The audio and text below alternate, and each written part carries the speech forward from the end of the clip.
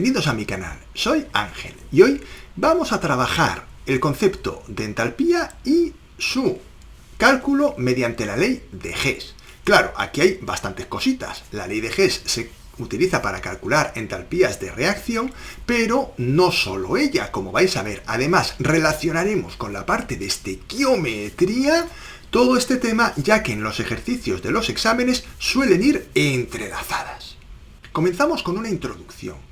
La entalpía es una propiedad que se utiliza para medir el calor absorbido o liberado por un sistema durante un proceso a presión constante. Importante, a presión constante. Al igual que ocurre con la energía interna, es imposible determinar la entalpía de una sustancia. Y lo que se mide en realidad es el cambio de entalpía, incremento de H. A partir del primer principio de la termodinámica, podemos obtener su relación con la variación de energía interna. La variación de energía interna es igual al calor más el trabajo, y cuando el proceso es isobaro, a presión constante, definimos la variación de entalpía como Q sub P, pudiendo escribir que la variación de energía interna es igual a la variación de entalpía menos la presión por el incremento de volumen. Si la temperatura es constante y estamos trabajando con gases ideales, podemos escribir también que la variación de energía interna es igual a la variación de entalpía menos el incremento de moles gaseosos por R y por T. La entalpía es una función de estado, por lo que podemos decir que la variación de entalpía es la entalpía final menos la inicial. La variación de energía interna se puede definir también como calor a volumen constante. En este caso, como el trabajo es cero cuando el proceso es isocoro, la variación de energía interna es igual al calor a volumen constante. Vamos con un ejemplito. Para la reacción siguiente a 25 grados centígrados, calcular la variación de entalpía a 25 grados centígrados y, en el apartado B, la energía necesaria para que reaccionen 65 gramos de amoníaco a presión constante. La reacción tiene una variación de energía interna estándar de 1118,42 kilojulios.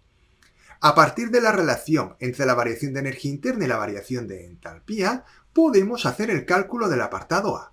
Mucho cuidado con las unidades, ya que R es 8,31 julio molikelvin, viene dado en julio, y la variación de energía interna viene expresada en kilojulios. Por eso voy a utilizar R igual a 8,134 por 10 elevado a menos 3 kilojulios por molikelvin.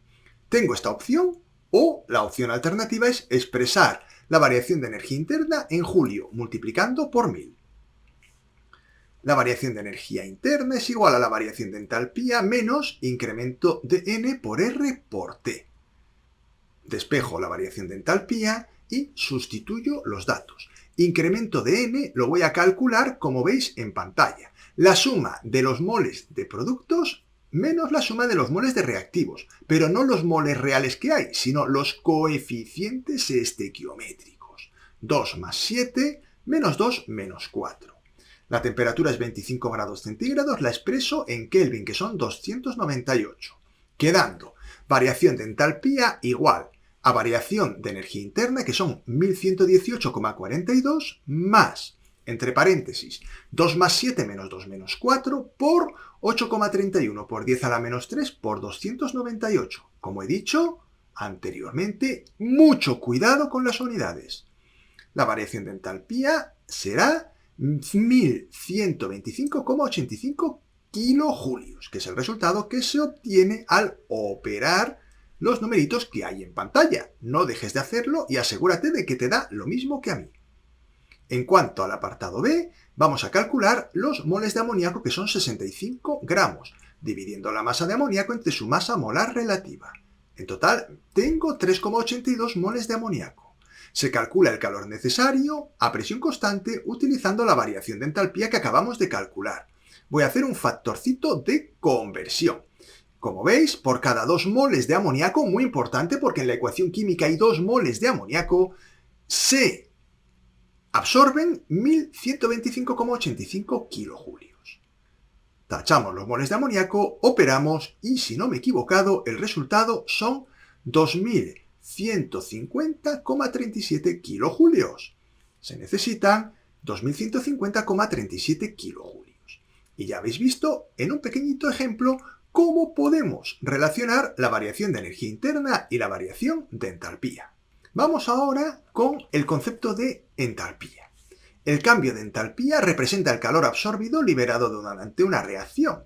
Si en el proceso se absorbe calor, se dice que el proceso es endotérmico y la variación de entalpía es positiva. Si el proceso se produce con desprendimiento de calor, se dice que es exotérmico y la variación de entalpía es negativa. Aquí tenéis una gráfica en la cual se muestra un proceso exotérmico, el que está en el punto o apartado A, en el cual podéis ver que la entalpía o la energía potencial que pone ahí, pero que es la entalpía, disminuye, mientras que en el otro proceso tenemos una variación de entalpía positiva. Ahí tenemos una reacción endotérmica. Vamos ahora con la entalpía estándar de formación y con la entalpía estándar de reacción. La entalpía de formación es el calor que se produce o se necesita para formar un mol de compuesto a partir de sus elementos en su forma más estable.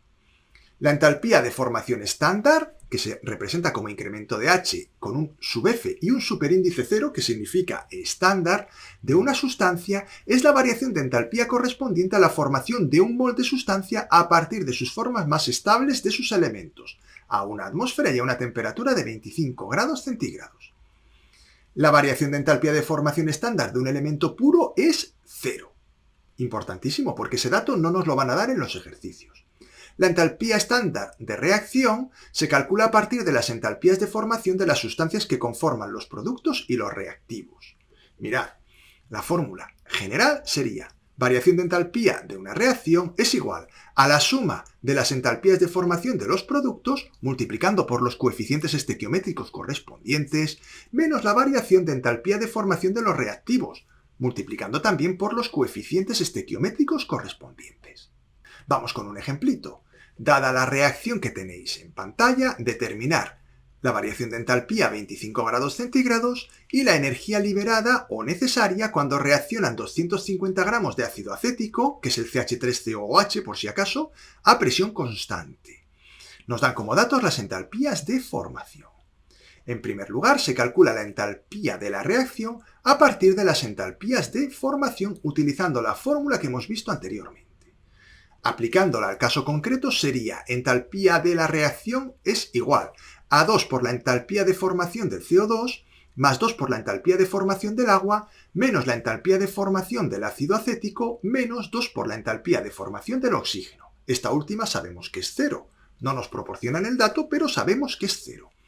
Sustituimos los datos y nos queda 2 por menos 393,51 más 2 por menos 285,83, menos 484,5 menos 2 por 0. El resultado es menos 874,18 kilojulios. La variación de entalpía de esta reacción a 25 grados centígrados es menos 874,18 kilojulios. En cuanto al apartado B, lo que vamos a hacer en primer lugar es calcular los moles de ácido acético, dividiendo la masa de ácido acético entre su masa molar relativa, que es 60. 250 entre 60 es igual a 4,17 mol de ácido acético. Se calcula la energía, en este caso liberada, utilizando la variación de entalpía. 4,17 mol de ácido acético se multiplica por el factor de conversión correspondiente. Un mol de ácido acético libera, en este caso, menos 874,18 kilojulios. Operamos y el resultado es menos 3.645,33 kilojulios. El calor liberado es 3.645,33 kilojulios. Si ponéis que se desprenden, no es imprescindible poner el signo negativo, pero si queréis aún así poner el signo negativo, aunque es redundante, podéis hacerlo. En ocasiones, no se dispone de las entalpías de formación de los compuestos que participan en la reacción. En cambio, nos proporcionan las entalpías de reacciones en las que aparecen involucrados los reactivos y productos de la reacción de estudio. Puesto que la entalpía es una función de estado, su variación es independiente del camino seguido para pasar de un estado a otro. Ello nos permite aplicar dos leyes básicas de la termoquímica para obtener la variación de entalpía de la reacción propuesta. Comenzamos con la ley de Lavoisier-Laplace. El cambio energético que acompaña una reacción química y el que va asociado a la reacción de sentido opuesto tienen la misma magnitud, pero signo contrario. Ahí tenéis el ejemplo. Os he puesto una reacción que tiene una variación de entalpía negativa, menos 2670 kilojulios, parad el vídeo y copiadla si lo necesitáis, y al darle la vuelta a esa ecuación química, pues la variación de entalpía de la reacción pasa de ser negativa a ser positiva. Por otro lado está la ley de Hess, muy famosa. La energía intercambiada en forma de calor en una reacción química es la misma, tanto si la reacción ocurre en una etapa como si ocurre en varias. Como la variación de entalpía es una propiedad extensiva, importante esto, depende de la masa, la variación de entalpía es directamente proporcional a las cantidades de sustancias en el sistema. Fijaos en la ecuación química que he puesto inicialmente, con su variación de entalpía, menos 2670. Si yo divido entre 3 todos los coeficientes estequiométricos de dicha ecuación química, la variación de entalpía queda dividida entre 3. Vamos con un ejemplito. Determinar la variación de entalpía que se produce en el proceso 2 de H2S más SO2 produce 2 de agua líquida más 3 de azufre sólido. Nos proporcionan las entalpías de dos reacciones. Como veis ahí, S más O2 para dar SO2, variación de entalpía 1, menos 296,8 kilojulios. Parad el vídeo si lo necesitáis e id copiando todo, por favor. Y la otra reacción, H2S gaseoso más 3 medios de oxígeno gaseoso para dar SO2 gaseoso más una molécula de agua líquida. Variación de entalpía 2 menos 560,2 kilojulios. Combinamos las reacciones para obtener la reacción pedida. Mirad, pongo la primera de ellas y me doy cuenta de que necesitamos que haya 3 átomos de azufre en los productos. Por eso, esta ecuación química la multiplico por menos 3. Al multiplicarla por un número negativo, le voy a dar la vuelta a la reacción. Y al multiplicarla por 3, multiplico por 3 todos los coeficientes estequiométricos. En cuanto a la otra reacción química, la voy a multiplicar por 2, ya que necesito que haya 2 moléculas de H2S en los reactivos. Y simplemente sumo. El resto de compuestos se van a ajustar mágicamente. No, mágicamente no. Es porque cuando hacemos este tipo de ajustes, la ley de conservación de la masa debe cumplirse. Por lo tanto, nos va a quedar la ecuación química que buscábamos. Se suman las entalpías de las reacciones y será menos 3 por la variación de entalpía de la reacción 1 más 2 por la variación de entalpía de la reacción 2. Sustituimos y operamos. No seáis vaguetes, coged la calculadora y mirad qué os da. Menos 230 kilojulios. Espero que os haya dado lo mismo que a mí. Ya podemos decir que la variación de entalpía de la reacción es menos 230 kilojulios. Y así hemos aplicado la ley de Hess y hemos aplicado la propiedad extensiva de la entalpía y la ley de Lavoisier-Laplace. Hemos aplicado todo en un ejemplito.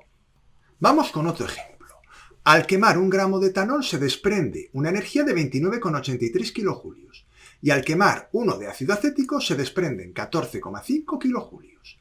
Determina la variación de entalpía en kilojulios mol que se produce en la oxidación de etanol a ácido acético. Nos dan las masas molares relativas. Se escriben las dos reacciones de combustión y la reacción de oxidación. Mirad, ahí está la primera reacción de combustión. Os recuerdo que en las reacciones de combustión se agrega oxígeno y se produce CO2 y agua. Ahí tenemos la segunda. Y la reacción de oxidación que me piden. Normalmente en los exámenes os van a proporcionar esta reacción porque no tenéis por qué conocerla. Se expresan las entalpías en primer lugar en kilojulios por mol mediante los factores de conversión correspondientes. En el primer caso, menos 29,83 kilojulios por gramo de etanol, multiplico por 46 gramos de etanol que hay en un mol de etanol. El resultado es menos 1372 kilojulios por mol de etanol. En cuanto a la combustión del ácido acético, menos 14,5 kilojulios por gramo de ácido acético, mismo procedimiento, solo que ahora multiplico por 60. El resultado es menos 870 kilojulios por mol de ácido acético. Expresados ya las entalpías en kilojulios por mol, vamos a aplicar la ley de Hess. Escribo ambas reacciones y ahora hacemos lo siguiente. Combinamos las reacciones para obtener la reacción pedida.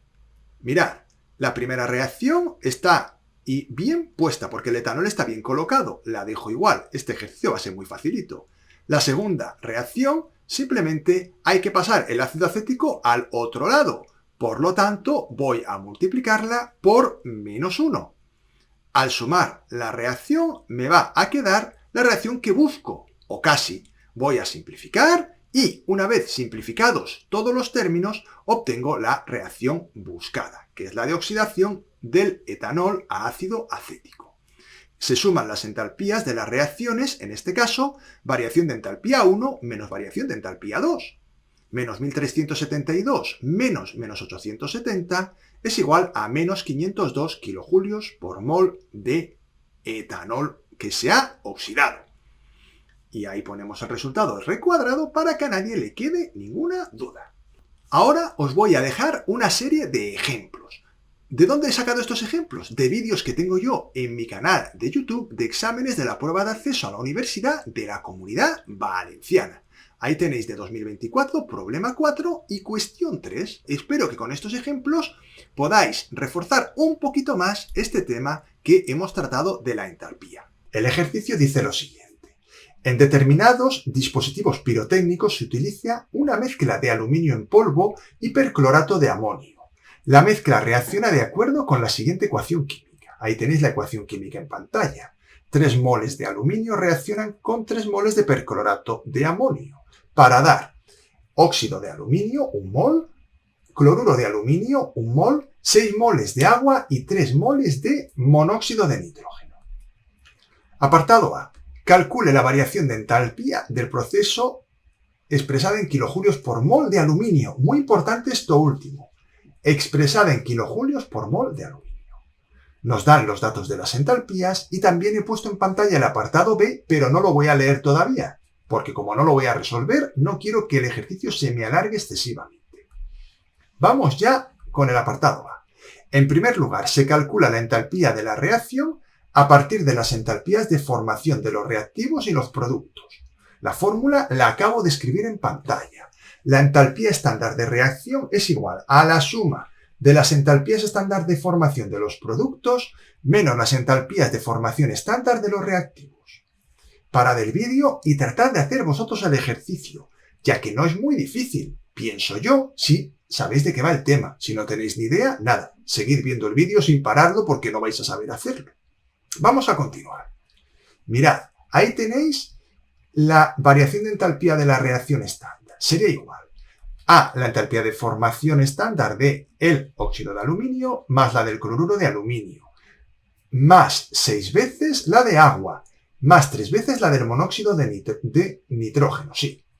Ahí tenemos los 4 productos y ahora le vamos a restar las entalpías de formación de los reactivos. 3 veces la de aluminio y 3 veces la de perclorato de amonio.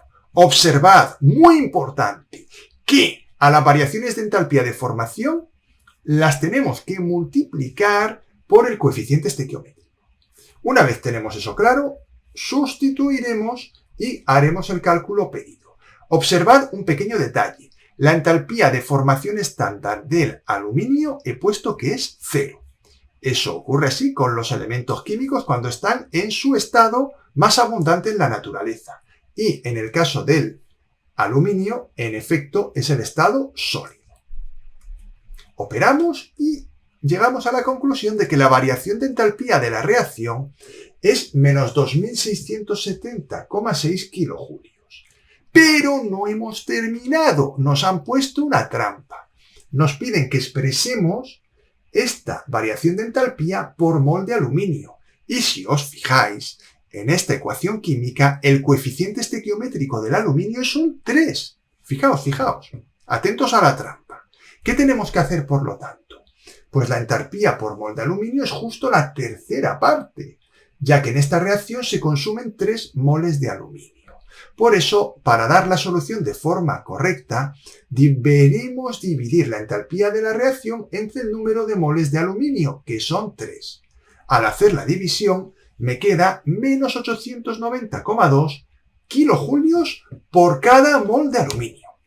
De forma que en esta reacción, cuando reacciona un mol de aluminio, se desprenden 890,2 kilojulios. Y ese es el resultado.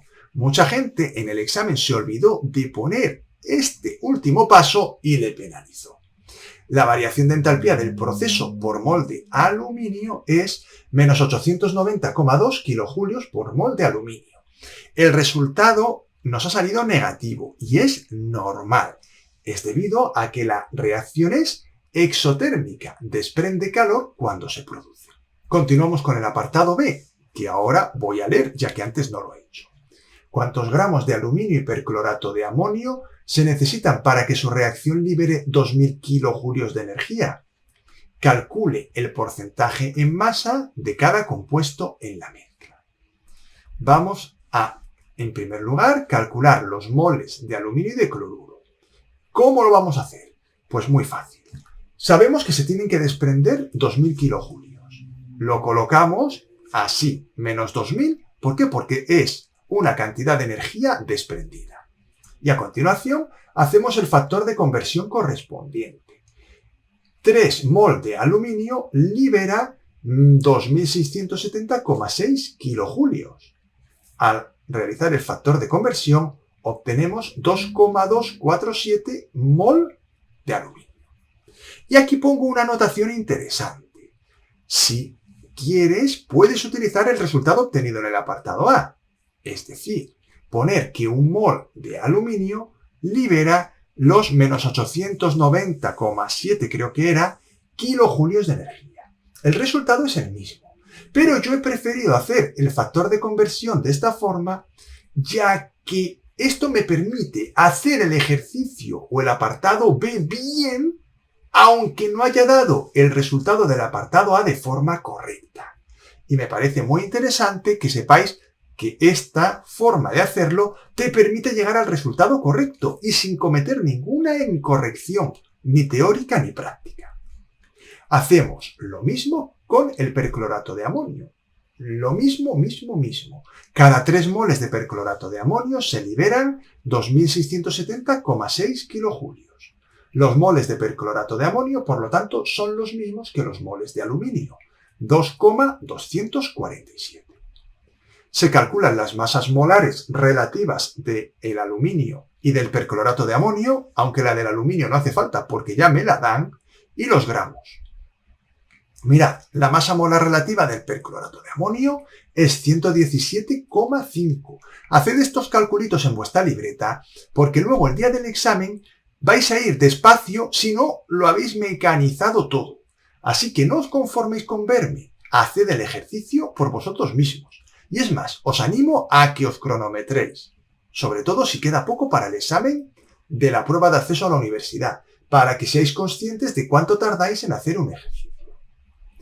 Calculo la masa de aluminio multiplicando los moles de aluminio por su masa atómica molar.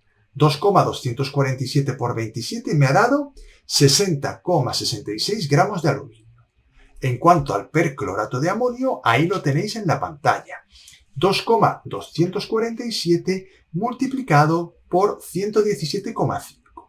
Si no me he equivocado, me sale 263,99 gramos de perclorato de amonio. En la siguiente diapositiva terminamos de hacer el ejercicio. No te vayas todavía. Vamos a terminar.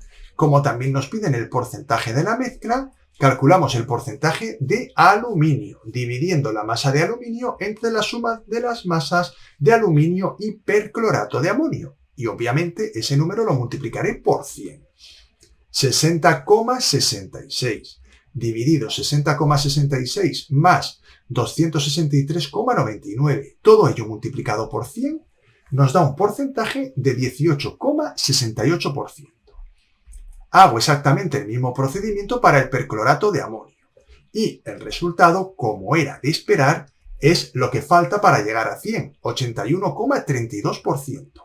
Por supuesto, en el ejercicio podríais haber dicho que el porcentaje de perclorato de amonio es 100 menos el porcentaje de aluminio y estaría igual de bien. Yo lo he hecho en este caso así por un motivo. Si yo me hubiera equivocado a la hora de hacer el cálculo en el porcentaje de aluminio, al obtener el porcentaje de perclorato de amonio de forma correcta, me daría cuenta de que algo no cuadra, ya que los porcentajes no sumarían 100. Es un mecanismo que tengo yo para prevenir errores, aunque a veces igual me equivoco. Ya lo sabéis los que me seguís hace tiempo en el canal, que errores o erratas surgen por doquier. Muchas veces no es que me equivoque en la hoja de papel, sino que al transcribir pues se me lía también. Pero bueno, excusas. Al final hay que tener cuidadito y sobre todo el día del examen. Y cuando se hacen vídeos de YouTube, también. Eso me lo digo a mí mismo. Y ahora sí, vamos a dar las soluciones de este apartado B. Ahí las tenéis. Las cantidades de la mezcla son 60,66 gramos de aluminio y 263,99 gramos de perclorato de amonio. Y los porcentajes de la mezcla son 18,68% de aluminio y 81,32% en masa de perclorato de amonio. El ejercicio dice lo siguiente. La combustión del etanol se produce de acuerdo con la ecuación química siguiente.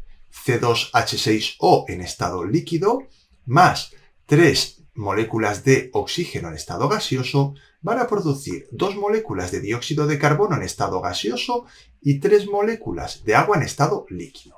La variación de entalpía estándar de esta reacción es menos 1367 kilojulios.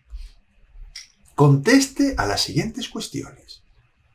En el primer apartado nos ponen una cuestión en la que tenemos que rellenar 2 huecos. Vamos a hacerlo. Es una cuestión regalada. Se trata de una reacción química exotérmica, puesto que se produce una liberación de energía. Eso lo sabemos dado que la variación de entalpía estándar de la reacción es negativa. Apartado B. Cuando se queman completamente 23 gramos de etanol, se producen gramos de CO2. Nos dan como datos las masas moleculares relativas del etanol y del dióxido de carbono. Se calculan los moles de etanol. Para ello se utiliza la fórmula que veis en pantalla. El número de moles de etanol es igual a la masa expresada en gramos de etanol dividido la masa molar relativa. 23 entre 46 me da 0,5 mol de etanol. Se calculan los moles de dióxido de carbono que se liberan con el factor de conversión. Ahí tenéis el factor de conversión.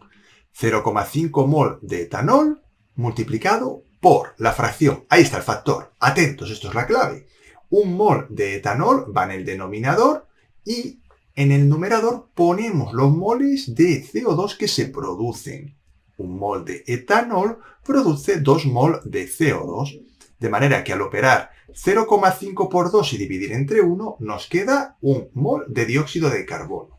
Que como además nos han dicho que la masa molar del dióxido de carbono es 44, pues ya directamente puedo concluir que se producen 44 gramos, que es lo que voy a colocar en el hueco que nos ponen en el enunciado. Y con esto ya terminamos el apartado B. Continuamos con el apartado C. Escriba la ecuación química correspondiente a la variación de entalpía de formación estándar del etanol. En este caso, una reacción de formación debemos saber que es la formación de 1 mol de sustancia, en este caso etanol, a partir de sus elementos en su estado más abundante en la naturaleza. Ahí tenéis la ecuación química correspondiente. 2 átomos de carbono en estado sólido, más 3 moléculas de hidrógeno en estado gaseoso, más 1 medio de moléculas de oxígeno en estado gaseoso, producen una molécula de etanol en estado líquido. Y esta es la ecuación química. Mucho ojo, la fracción en la molécula de oxígeno hay que ponerla. No se puede multiplicar por 2 la ecuación química, porque entonces se producirían 2 moléculas de etanol. Y eso no es lo que piden. Muy importante ese detalle, porque si no, haréis el ejercicio mal. En el apartado nos dicen, teniendo en cuenta la reacción de combustión del etanol, la que tenemos en la parte inicial del ejercicio, calcule la variación de entalpía estándar para la reacción que se propone a continuación. 4 moléculas de dióxido de carbono más 6 de agua van a producir 2 moléculas de etanol y 5 de oxígeno. En este caso, la ecuación química propuesta se deriva de la ecuación química inicial. Basta con multiplicar por 2 la ecuación química inicial y darle la vuelta. Esto nos permite relacionar la entalpía de esta reacción con la entalpía de la reacción original. Esto es muy importante. La variación de la entalpía de la reacción pedida es igual a menos 2 por la variación de entalpía de la reacción de combustión que nos proporcionan en el enunciado. Menos 2 por menos 1367 kilojulios nos va a dar un total de 2734 kilojulios. Diremos que la entalpía estándar de la reacción propuesta es 2734 kilojulios. Y hasta aquí ha llegado el vídeo del día de hoy. Espero que os haya ayudado a resolver las dudas que pudierais tener. Ya sabéis que si queréis estar al día del contenido que subo a mi canal, os tenéis que suscribir y activar la campanita. Así os aparecerá una notificación en vuestros dispositivos cada vez que yo suba un vídeo. Si es de vuestro interés, podéis verlo tranquilamente. Si no es de vuestro interés, podéis verlo o no. Pero claro, yo como subo tantas cosas, no todos los vídeos son para todas las personas que me veis. Por lo tanto, visualizad aquellos que os sean útiles. Aunque ya os digo yo que a veces os podéis llevar sorpresas, pensando que un vídeo puede que no sea útil y de repente esté tratando un tema que vosotros también estáis trabajando. Por otro lado, muy importante, cara al futuro del canal. Os agradecería que le dejarais un like al vídeo.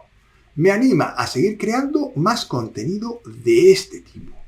Por otro lado, ya sabéis que a mayor número de visualizaciones, comentarios positivos, donaciones económicas en mi cuenta Bizum o PayPal desde solo medio euro, mayor será la probabilidad de que yo continúe subiendo este tipo de contenido de forma gratuita a YouTube. Lógicamente, además, me ayudáis con ese like porque el algoritmo de YouTube me sitúa mejor cada vez que un usuario hace una búsqueda. Y lógicamente, cuanto más repercusión tiene mi canal, más probable es que yo continúe subiendo no solo vídeos de este tipo, de otros muchos tipos, pero yo me fijo en las visualizaciones, comentarios positivos y donaciones y los likes para ver cuál es el siguiente contenido que voy a subir. De hecho, si estás viendo este vídeo es porque este tipo de contenido ha tenido repercusión anteriormente, de una forma o de otra. Así que si quieres apoyarme y que yo continúe subiendo este tipo de contenido, me puedes ayudar con ese like.